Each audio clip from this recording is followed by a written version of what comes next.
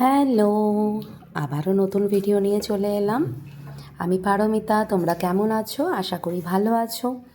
চলো আজকের ডিনার মেনুটা তোমাদের সাথে শেয়ার করি। অনেক দিন পর আজকে ডিনার মেনু তোমাদের সাথে শেয়ার করতে চলেছি।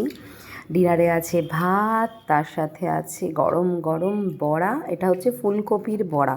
ফুলকপিগুলো কিন্তু একদম ছোটো ছোটো করে কেটে এই বড়াটা বানানো হয়েছে। তার সাথে আছে বেগুন ভাজা, আছে মুসুর ডাল, আর তার সাথে আছে মটর ডাল, মানে মটর ডাল আর ছোলার ডাল মিশিয়ে বড়া হয়েছিল। সেই মটর ডাল ছোলার ডালের বড়ার আলু দিয়ে তরকারি। এর সাথে বড়া ভাজাও আছে, সেটা আর নিচ্ছি না যেহেতু এই বড়াগুলো খাচ্ছি। তো আজকে হচ্ছে বুধবার, তো বুধবারের ডিনার হচ্ছে এটাই। আর আমি তো রাতে প্রতিদিন ভাত খাই, এটা তো তোমরা জানোই। তো খাওয়াটা এবার শুরু করব।